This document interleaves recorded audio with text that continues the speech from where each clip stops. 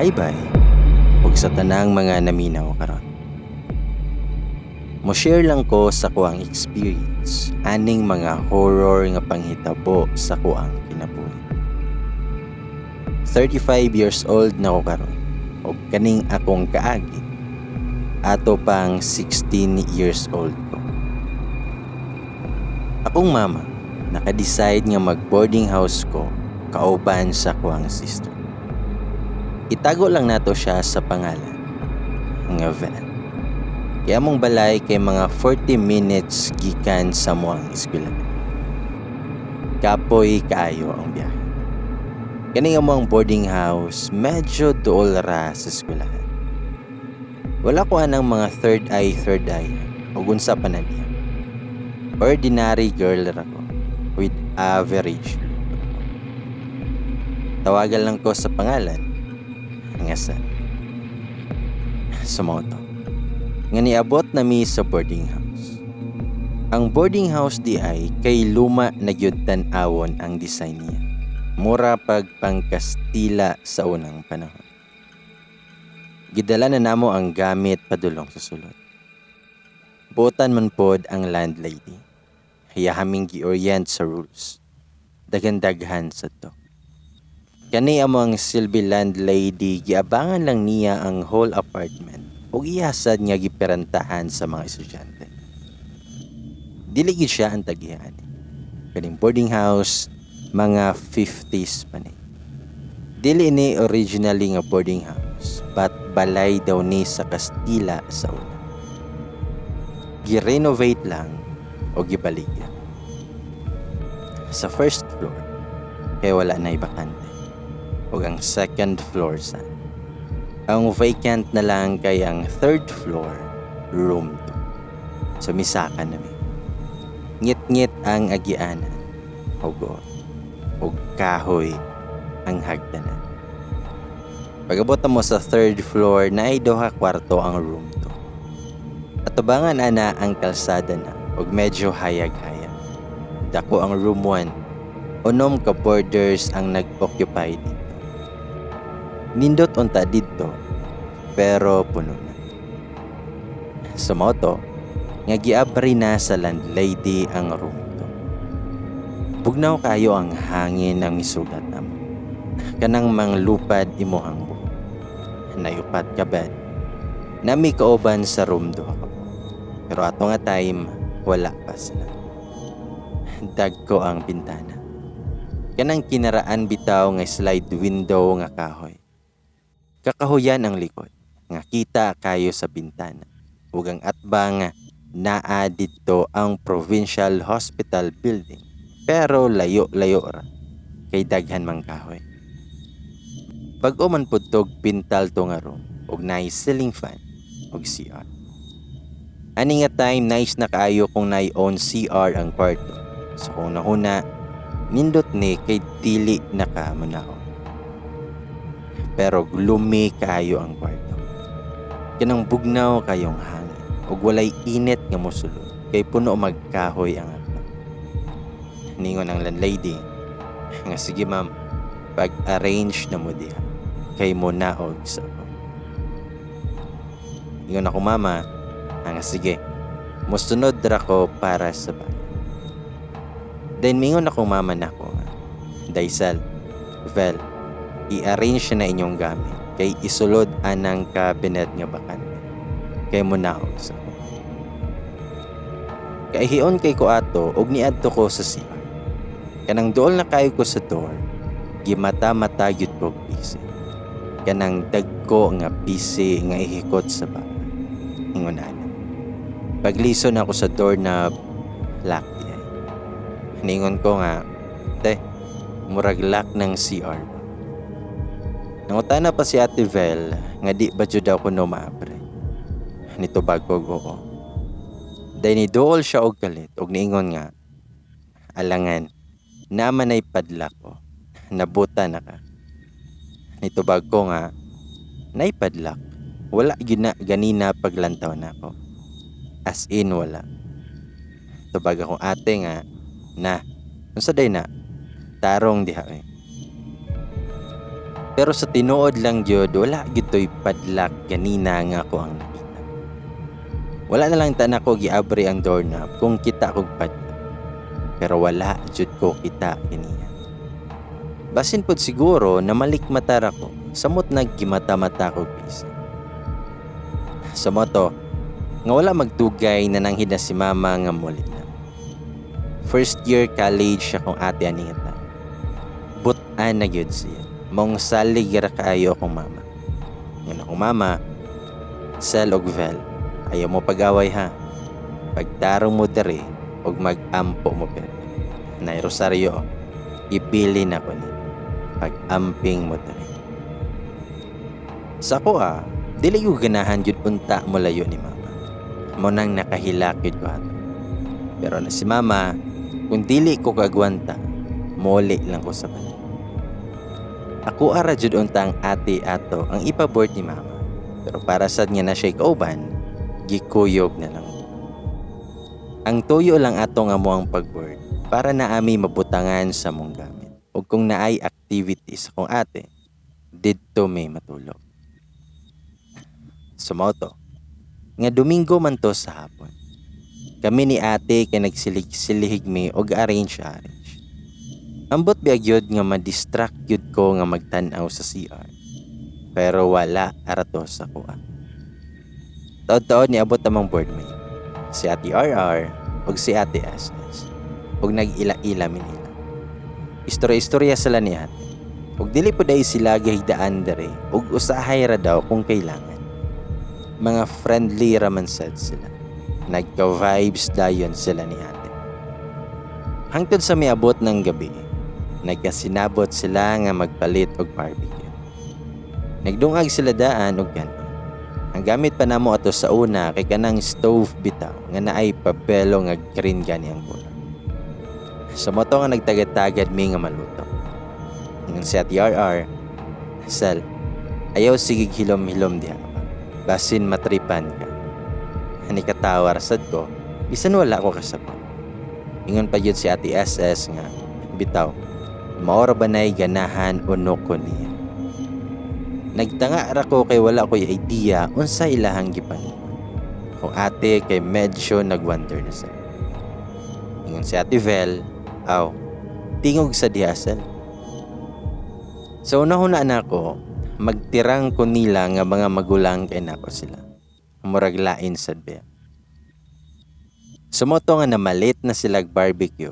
Unya ako kay nagpabilin ra ko. Ug ningon akong Ate Vel nga lutuan na lang ng noodles diha para naisabaw. Ingon si Ate SS nga, oy Vel, pakuyugan na oy. Maunsa pa lang na dire. Si ate kay mura naglibog sa giingon ni Ate SS. Ingon na lang siya ga, talasal, uban na lang ta. Pero ako, sa kong nahuna, maunsa na noon ko nga safe gani diri kay kwarto na mo. Pero wala ra na ako to gimay. Nangaon na mi og sila kay nagpadayon og chika-chika.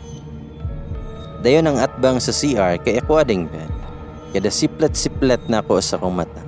Mahagip gyud nako ang CR. Kani nga CR murag higopon ko pa doon. Kung mutan-aw ko, kay murag naay mo kabig nako pa doon. Nagidahigda nako para palaay sa mata. Si Ate SS ug RR dali ra kaayo nakatulog. Si Ate Velsad murag nakatulog na. Ang ako kay gasiga pa ako ang mata. Unya dili gyud nako tuyoon nga makatuto ko sa CR. Unya mata-matahon jud ko gising. Medyo nahadlok na ko. Sa moto nga kuha na jud nga gipugos og piyong ako ang mata. Pagkabuntag sayo nakamata si ate para magluto. Among roommates kay sayo ng lakaw. Aningon ko sa kong ate, ngate, naligay mga buhok dari sa CR dapat. Ang among samin di ay kay gibitay sa may CR. Sa moto nga ako nang gisilhig ang mga buhok. Tag-as og straight kayo. Ang among mga ka-boardmates kay naay kaugalingon nga samin silahang kabinet. Kung si Ate Vel, nga wala patawon ko na nudlay sa. Busy kay ko dere. Kaligo na dira. Sa akong mind, basin kang ati RR ni kay siya ray taas og buhok na. Paghuman akong silhig, nigawas na dayon. Kay ang kaliguanan di ay namo, kay naa sa gawas. Dalir ko nahuman og ligo, og nanudlay nako atubangan sa samin. Gimata-mata na sa doon. Karon kay ang pisi, naana sa kong liog. Nakurat kay ko sa kuang nakita. Gibalik-balik na kog piyong ako ang mga mata. Ug pagbuka nako, nawala rapod ang pisi. Dayon nagdali-dali na kog sudlay. Dayon naglingkod ko sa bed niya. Hantod nahuman si ate og nang lakaw. Anyways, gamayng background lang sa kong family. Before minipuyo diri sa Misamis Occidental nga probinsya, gikan mi sa ARMM nga region. Dili mi Muslim. Pure Christian amo ang pamilya. Pero didto nakatrabaho akong papa. Kato mong gipuy-an, atubangan ana kay naay isa ka compound. Compound to sa known nga family didto. Politician ug dato ug angkan. Isa ato ang boss sa akong papa. Mga professional sila.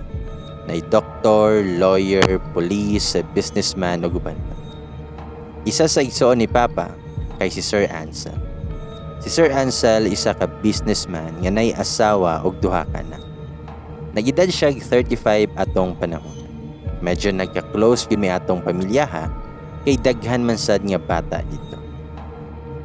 Ilahaming padtuon sa compound para magdula-dula. Human kinaadjud may mabit kay grabe nila ka generous.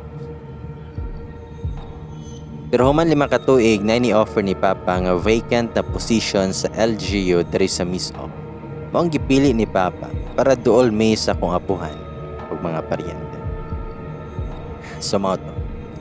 Nga bisan wala pa ko'y buot atong panahona, bugat kaayo ang vibe sa kwarto samot makatan-aw ko sa CR. Mura kog higopon jud pasulod. Kanidi akong katre, nag-atubang yod sa CR. Daplin kay bintana. Then nato one time, udto na to. Niuli ko sa boarding house kay nagkuha ko libre. Dili magyud mi nagauli og lunch ni ate. Kay didto ra mi gakaon sa karinderya nga duol ra pod sa eskwelahan. Sumoto, nga pagsulod nako kay ako ra isa. Kuha na ko ang karton ilalom sa akong bed ug nakalingi ko dapit sa CR. Nakakita na sad kog daghang buhok. Gisilhigan na lang nako ug nagsudlay-sudlay ko nga gaatubang sa bintana. Dayon na ako'y nadunggan nga nanitsi. Psst. Psst. Psst. Hinay kayo nga tingo nga nanitsi. Mura bitawg naara sa kong likod. Murag naay naghuyop sa kong tunggan dapita. Nang limbawot jod akong balihipo sa tangko. Nagdali-dali kog sulod sa libro sa ug nigawas ko. Ako gyud nga girikol ang maong tingo. Hinay o gihinhin nga tingo. Murag baye man siguro to nga tingo. Sukad ato kung ako lang isa sa boarding house, i-open na gyud nako ang portahan. Dayon, naay isa kagabihan nga kakapoy sa kong lawas.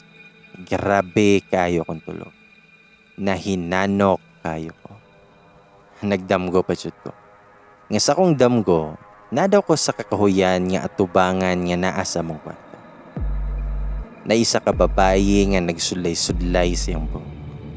Gwapa, islim og puti-untong bayhana. Nagtutok lang jud ko og nilingi daw tong bayhana nako og nismay. Human kay nilakaw padulong sa direksyon sa kung asa dapit ang CR. Pagkawala sa babaye, nikalitlag ang ngit-ngit ang kwarto. Dayon pagbukan nako sa kuang mga mata. Gipamatan nako sa kong ate. Kay buntag na. Dili jud ko kalimot sa postura sa babaye sa kondam. Pero dili kay nako maklaro ang detalye siyang nawo. Pero maklaro na kong ni-smile siya nako. Sumoto nga ning ingon ko sa kong ating. Mura nagmahadlo ko sa tong kwarto. Nay nanitsit na ko og nagdamgo kog babae. Tabag si Ate Vel nga, Sel, ayaw pagpundo sa kwarto kung ikaw ra isa. Tagda ko para dungan jud tagulit. Nitubag ko nga, sige te.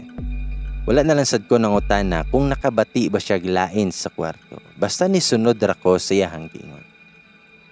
Then atoy one time, paggawas ko sa boarding house nga na ako'y makitaan nga lalaki sa atpang nga nagsigig tutok na ko. Medyo bata pa man sad to siya. Dili lang kaisa na ko siya nakita nga magtutok na ko. Medyo kadaghan yun tong hikayon. Nagwonder ko nga nung sige siya tutok. Murag gwapo rapod kay to siya kung admirer man gani. Wala pa nang stalker nga words sa una. Medyo looy na kay ko. Kay kung mauna kog uli, sa ubos ra ko magtambay. Maghimo kog assignments ug usahay makatulog ni gud ko. Grabe kalain. Ang ubang boarders kay mangutan. Pero ignon lang nako nga laay sa kwarto kay ako ra usa. Dayon ni isa ka adlawan, naglakaw ko pauli sa boarding house. Sa layo pa lang gani na ay lalaki nga tutok kayo nako. Kanang murag giila gyud ko niya. Siya daytong sigig tutok nako at bang sa boarding house. Taason siya nga lalaki, gamayon og nawong og pution. Wala na ko ni tan-aw niya balik kay basin manyakis to siya o snatch siya. Ihap akong gitan-aw taman sa nisulod ko sa boarding house. Ang boarding house po di ay kay naay tindahan sa ubos. Ug didto ko nagtambay kay dugay pa kong ate. Mga pila ka minuto nilabay kay gilaay ko ug gusto ko mag-ilis og t-shirt kay basa kayo akong likod. Ito na kog kwarto ug naghukas na ko sa kong t-shirt. Nagkamulo og suot sa kong sanina. Pero nakadungog kog murag na ay gadukdok dapit sa CR. Nilakaw ko padulong sa bintana ug nagtan-aw sa gawas. Mingaw man kayo, walay tao. Pero paglingi nako sa samin dapit sa CR, itom man kayo. Ug ako yung gitan-aw ug gitutukan. Mga buhok nga nagtapon sa samin. Nakaigking jud ko og nitagan pag-uwas. Astang kusuga sa lamba nako sa portahan. Nahadlok ko og paspas kong ninaog sa ubos. Namugnaw kay ko. Nakulbaan kay ko. Nagpalit na lang kog ice cream. Dayon, niduol nako tong lalaki nga nakatagbo nako kanina. Nangutana siya kung di adto ba ko nagpuyo. Nitubagpod ko nga, oo kuya, diri ko ga boarding house. Ngano man niya? Nitubag siya nga, wala man. Nangita magod ko boarding house para sa kong manghod. Then miingon tong tindera nga, wala na diri dong. Puno na. Nitubag ang lalaki, nga puno na sad sa third floor te. Nitubag ang tindera, nga oo daw. Then nitubag siya nga, bisan sa room to. Natingala ko kay kabalo man siya sa room. Ug murag sweto na siya dari nga boarding house. Niyango lang si ate ug niingon na kani siya sa room to na sila. Daningon siya nga, wala na day bakante. Dayon mitan-aw siya na. Nga murag yun nga gipasa niya ako ang mga mata. Daningon ang lalaki nga, sige te, muadto na ko. Medyo mysterious yun ang iyahang paglantaw na. Taod-taod po kiniabot na kong ate o gakuyog mi nga nisaka sa kwarto. Sumoto nga nagyo sige mga buhok sa salog maong ako ang naglagot. Unya makahuna-huna pa ko ato nga ang samin na puro buhok. Gidula-dulaan gid ko. Sa moto nga akong ginan si TRR nga kauban namo. Kabantay yun ko anid dere, permi na ay mga buhok. Itubag po si TRR nga, silihigan na lang na dihaday. Basta sure kong dili na ako. Ni okay rapod ko. Bisan wala-walaon ako gunahuna ang mga buhok. Nagwonder na yun ko kung asa gikan. Lisod sag sa boardmate namo nga taga room 1. Unya dili pod sa ako ang mga ka-boardmate na. Dayon, kusog kaayong hangin to nga adlaw. Karabe ka hangin sa kwarto. Nindot kis pamati kating eksama namo to. Ganado kay ko magtuon. Nag-memorize na ko. O kalit lang nga napundak ang samin sa siya. Nakalingit ko. Dayon ni tindog ko o gikuha ang samin. Pero wala ra na buak ang samin. Pagtindog na ko, nakita na ko nga nikang-a ang padlak sa siya. Sumoto nga akong yahawiran ang door ug padong naunta na akong lisuon. Pero niabot og kalit si Ate SS ug niingon na nga hoy, gaon sa man kadiha sel. Itubag ko nga nikang amang guning padlak na.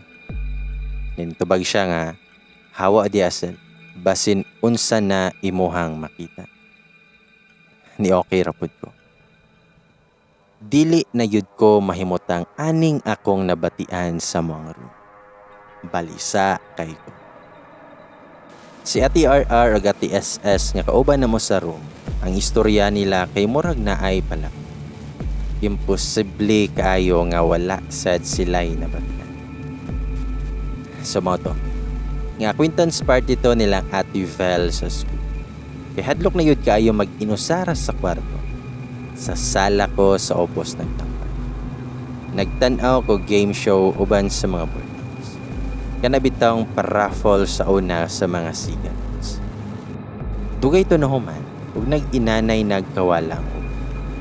Si Ate Lovely ug Ate Ness na lang. Si Ate Lovely nga sel, dili pa ka musaka. Musaka na ra ba mi? Ningon pod si Ate Ness nga lagi ikaw ra isa dere. Nitubag pod ko nga diri ra ko te. Ako ra isa sa kwarto. Diningon sa Ate Lovely nga tala dito na lang sa taas sa muang kwarto. Sumoto nga ni kuyog ko nila sa room 1 at bangarapod sa mong kwarto. Nice kay ambiance silahang kwarto. Kanang maaliwalas kayo. Ang atubangan kay karsada ug bibo niya dili ka makabatig hadlok. Danangutanas ti Lovely nga sel. Nakay nabatian di as inyong kwarto. Nitubag ko nga ngano dayto? Wala din ko ni sulti nga daghan kog nabatian. Kay basin makaingon sila nataranta ko. Ingon si Ate Ness, usahay bitaw sel, kanang mangihi ko. Mulabay ko sa iyong kwarto, makadungog kog nagila. Kinsa na sel? Nitubagpod ko nga, wala may maghilak di ate. Kay si Ate RR o Ate SS, usahay ra matulog di. Kung naaman pod sila, sayo man sila matulog. Kami ni ate kay matulog man pod diretso. Diningon sa Ate Lovely, nga ako sadness, makadungog ko usahay. Nanlimbawot akong balhibo dyan. Nitubag ko nga, mabate, ngano kahang maghilak, kinsa ka na. Tubag sila nga, natingala sa ganimita. Sumoto nga pag-abot sa kong ate, ako siyang gistoryahan sa ilahang gingon. Ningon ko nga, te, makadungog daw sila og hilak diri usahay. Dili man sad ka maghilak, diba? Tubag si ate nga, nganong maghilak man ko god. Pero bitaw sal, nabi ako'y nabantayan sa dari nga kwarto. Pero di lang ta mahadlok ha. Mag-ampo gyud ta kay ang Ginoo ang labaw nga makagagahom sa tanan. Mitubag ra pud kog oo te. Ngon pa si Ate Vel nga, agwanta lang sa tagamay sila. Kay next month mo balhin tag boarding house. Pero igo lang yun pagkahuman og istorya ni ate. Ni hangin bitaw na nga bugnaw kayo. Dayon ni lamba ang portahan. Nagtinan-away jud ming ate. May gani kay medyo isog-isog akong ate. Gibalik rag normal ako ang pamate. Wala mi namalong og suga. Ug ato nga gabi nitapat kong ate na tulog. Imbis baliwalaon lang nako akong nabatian. Curious na noon kay ko kung unsay naa aning kwarto. Noon sa di ang CR, ngano mang gilak na. Kinsa tong babaye nga nakita nako sa damgo. Kinsa nang mga buhok nga permi nga tangtang sa may CR. Daghan ko gusto mahibalan. Kasagaran sa mga borders diri, mga bagusan. Pero nakuhunaon ako standara sa ubos nga silbi caretaker to siya diri sa boarding house. Ingon sad sa laing borders kay mga 10 years na daw to siya nga nagbantay ani nga boarding house. Then ato'y one time nga nako sa sala ato sa ubos. Nakaistorya nako tong pinakadugay nga borders diri. Ningon siya nga Daisel, nganong sige man kag pundo aring sala. Nitubag ko nga, ako ra manggod isa sa kwarto tayo. Tubag siya nga, nakay nabatian diya day. Nitubag ko nga, oo te. Then nung utana siya unsa po. Then ako siyang giingnan nga hadlok man day. Mata-matahon kog busy. Then kasa, nagdamgo kog babaye nga nisulod sa CR. Unya makakita og buhok nga permi nga naa sa portahan sa CR. Mong dili ko moadto sa mong kwarto kung ako ra isa. Tiningon sa ati siyang, Daisel, nang limbawot akong balihipo sa mga ingon. 3 years naman ko diri sa og duha pa mo ang nakaingon ato. Tugma gyud sa imuhang istorya. Adto ta sa kwarto ta. Kay na ako'y isulti nimo. Daisel, 6 years ago, na ay naghikog diha sa inyong siya.